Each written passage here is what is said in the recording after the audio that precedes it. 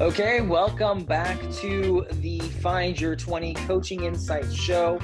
I'm your host, Mark Sieverkrop, and if you're a business owner who's looking to have more focus, more profits, and more time, then as always, you've come to the right place, because this is the show where I share the top insights that I've had from recent coaching sessions with my clients to help you throw out the 80% that's holding you back so that you can build a business that you actually love owning, and just as importantly, a lifestyle that you're excited about. That's right.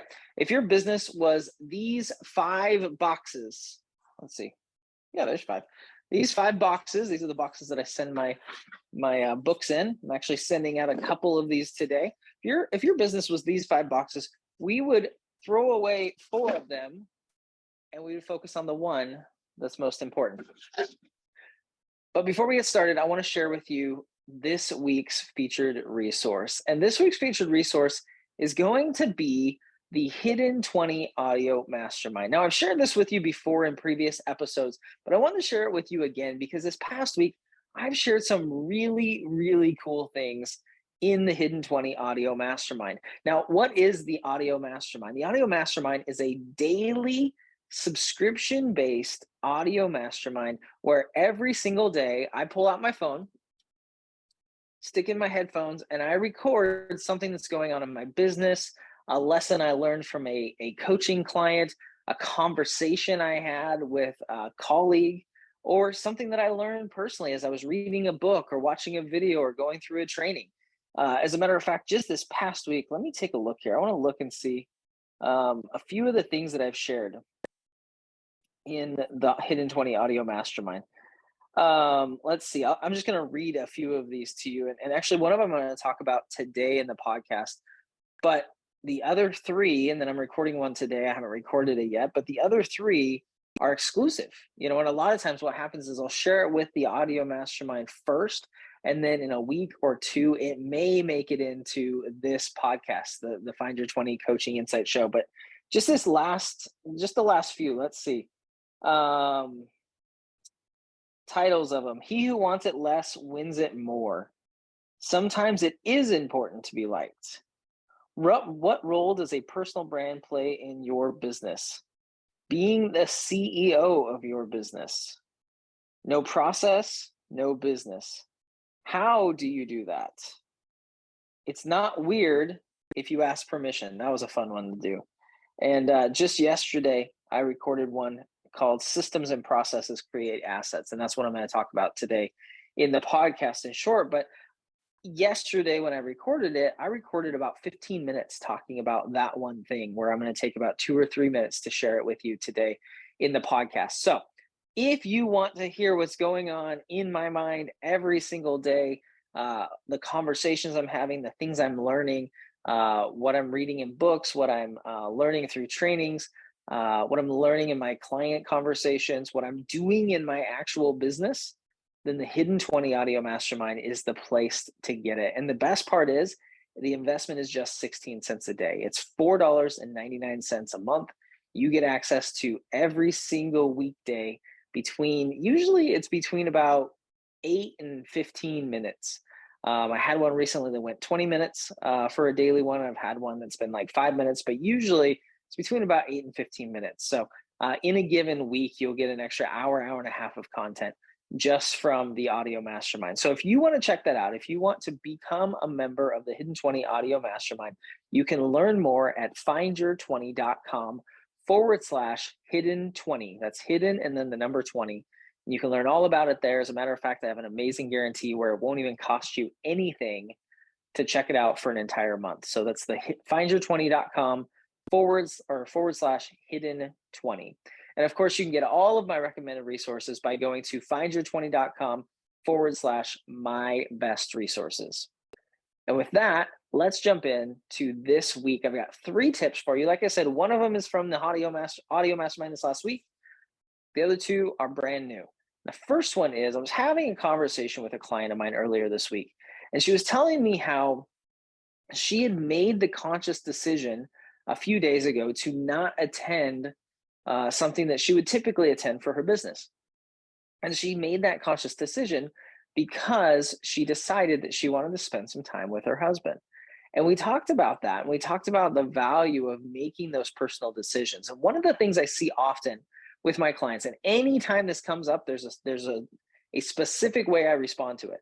Anytime I hear somebody say, I should do this, or I ought to do this, they don't say ought to very often, but I really should do this, or I know I need to do this. I always respond with this. I always say, according to who? According to who? Because often when we say things like should or need or something like that, it's because someone else has placed that expectation on our minds, on our hearts. And we need to check in with ourselves and make the decision for ourselves whether we should do that, rather than letting someone else's expectations make that decision for us. A great example of this, I run into people all the time that say, well, I really need to create a webinar. I'm like, okay, why do you need to create a webinar? Well, I was watching so-and-so and they did a training and they talked about how webinars are this. And if you have a webinar, then you can do this and it does this for your business. And immediately I realized that it's not because they want to do a webinar. It's not because they feel like it's the best choice in their business. It's because someone else told them to. And because someone else told them to, now they think they have to do it. And so it's important to check in with yourself and make the decision for yourself that you want to do something. It's your business. It's your business. You know what's best for your business. Don't do something just because someone else told you to do it. Now, if you listen to someone else and you make the decision that you want to do it because you've decided it's the best thing, absolutely knock yourself out, have at it. But don't do it just because someone told you to. As a matter of fact, even with my clients, I always tell them, don't do something just because I told you to. Now we can have a conversation. I can share with you why I think it's a valuable thing to do, and you can discuss what you think, but then I want you to make the decision for you. I want you to choose on your own what is the best decision for you. And anytime a client comes back to me and says logically, this is the reason that I did this. This was the reason I made this decision, and I believe it's best for my business. I'm going to say, okay, that's your decision. You can make that decision. Whether I agree with it or not is not as important because it's not my business. It's their business. It's your business. And you have to make that decision for you. So if you make a reasoned decision in your business, that is the decision you should make. Now, it may be right or wrong, but it's still your business and it's still your decision to make. As a coach, as your coach, it's not my position to tell you that you need to do something else. Now, I may strongly suggest at times, but in the end, if somebody says, this is my decision, this is what I'm going to do, and I've shared with them my opinion one way or the other, okay, that's fine. And so with this client, she said, I missed it because, I spend a lot of nights working, and she's in over towards Eastern Europe and in that time zone area. And so because of that, she works a lot of nights. And she said, you know what? I just decided that night I was going to spend some time with my husband, and that was most important to me. And I'm like, great. I have no problems with that. That's fantastic, because she made that decision and it was based on what was important to her values, what was most valuable to her at that time. And that's fine. It's her business. Now we can talk about the trade-offs. And sometimes with my clients, we'll do that. I'll say, okay, if that's the decision you make, here's what may happen. Here's what you may be missing out on. But if that's the decision you make, that's fine. So anytime you hear yourself saying should or need to or ought to, check in with yourself and decide whether you want to do it because you want to do it, or you want to do it because somebody else is inviting you or telling you that you should. And if you can't align yourself with that and say, honestly, I want to do it, then maybe we should not do it. Maybe we should find something else. So that's tip number one. Tip number two is to be crystal clear on the outcome of your program. This is so vitally important. I was having a conversation with a client, and as we were talking, she was kind of starting to outline and design what a new program would be, or not really a new program, just a new iteration of what she already does. And during part of that, I said, okay. I said, let's say somebody works with you for those 3 months. What is the outcome they get? And she spent about 5 minutes saying, well, they would get this and they would feel this and it would be this way. But you could tell she was kind of trying to fish for it and figure out how to quantify what they would get.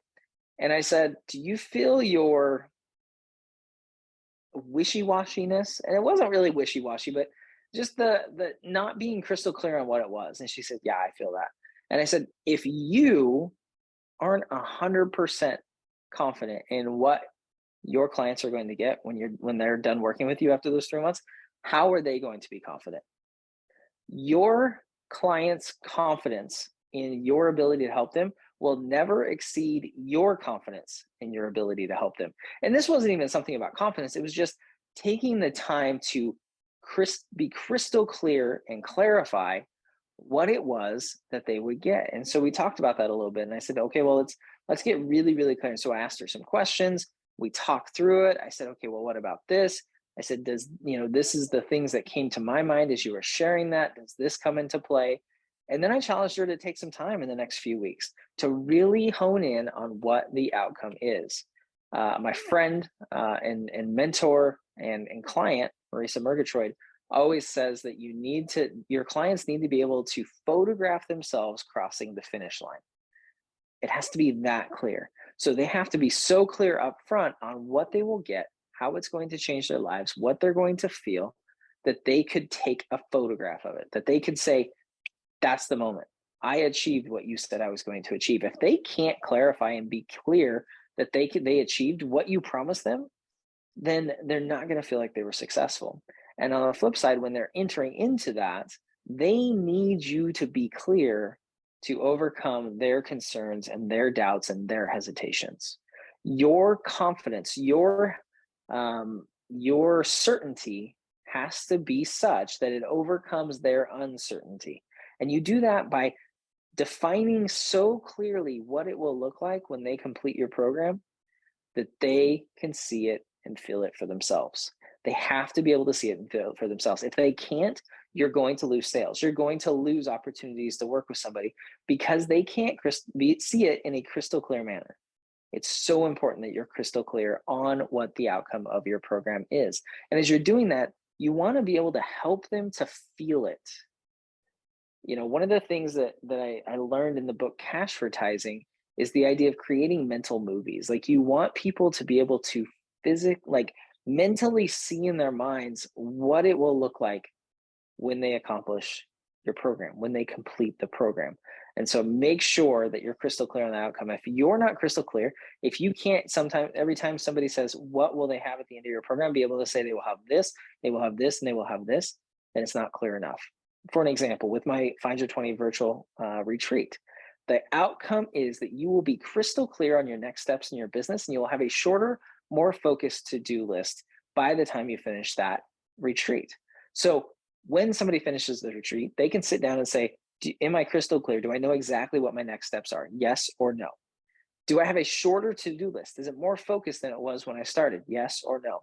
The answer is clear. They can clearly define whether they've accomplished that in that offering, in that retreat.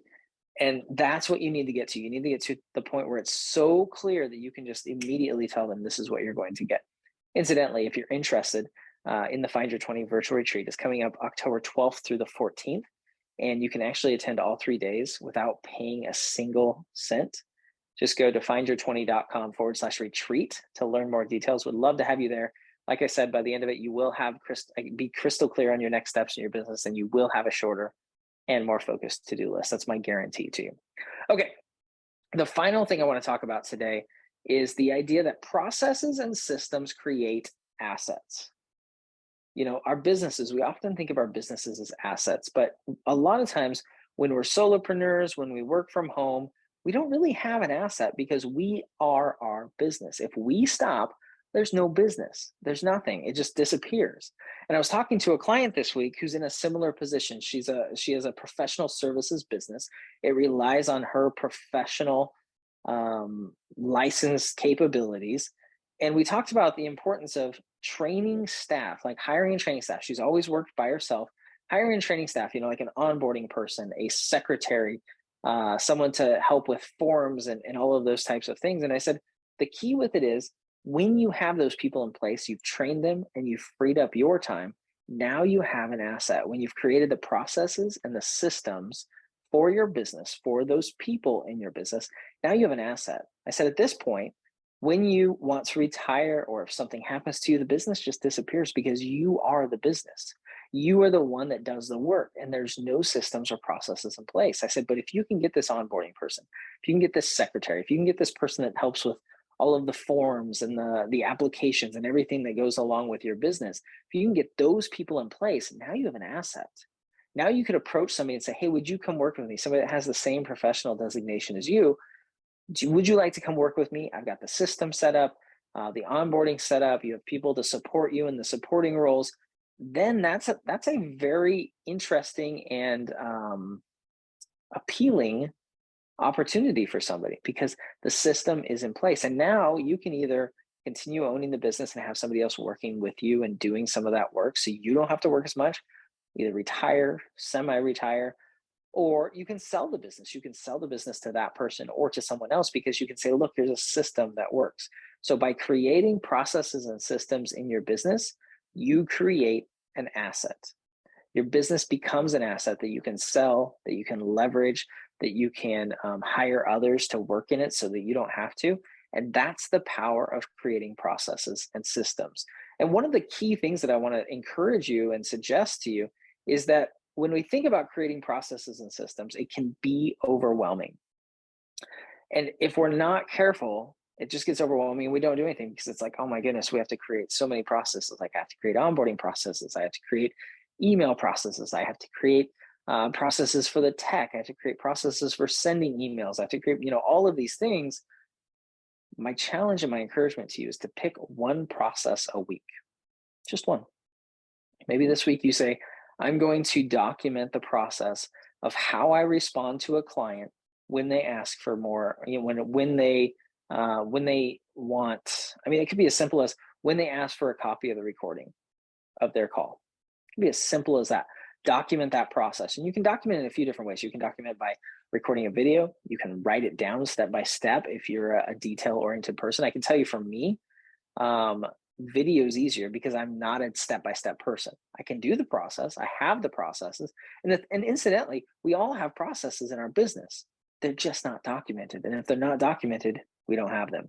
That's one of the things I talked about in the Hidden 20 this past week is the idea that if you don't have a documented system, you don't own it because it doesn't happen the same way every time. And so with the processes and systems, pick one each week and document it one way or the other, either by video or by sitting down and writing out the step-by-step process. Create the process each week. Create one process each week. And before you know it, by the end of a year, you've got 52 of those processes. By the end of 2 years, you've got 104. And it just slowly compounds to where you build all these processes and systems that create an asset in your business that you can now sell because it works. You have the systems in place. Somebody could walk in, take your systems, whether it's the videos or the documents or the operating manual or whatever, however you compile those, they can take those and they can produce the exact same result you do because the processes and systems are there. That is why it becomes an asset. So that's my encouragement. Pick one process this week and document it some way. And that will begin the process of creating an asset for you out of your business. All right. So the three things we talked about today is making your own decisions, paying attention to when you say should or need to, being crystal clear on the outcome of your product or your service, and the fact that processes and systems create assets. I want to thank you so much for listening. If you haven't yet, make sure you grab a copy of my book, Find Your 20, by going to findyour20.com/grab your copy. And I'll drop one in the mail to you ASAP. Like I said, I've actually got 2 that I'm sending out right after I record this. So it's not a big deal. I'm super excited. I want to get that in your hands. It's really awesome. You're going to love it, I promise. And all you have to do is cover the shipping and handling. I'll send you a free copy. And the shipping and handling costs less than if you were to purchase the book on Amazon. And also, if you haven't yet, please consider leaving a review and rating for the podcast on your favorite podcast listening app. That makes a huge difference in helping people to find the podcast, to discover it so that they can get these insights as well. And until next time, get out there and chase your 20.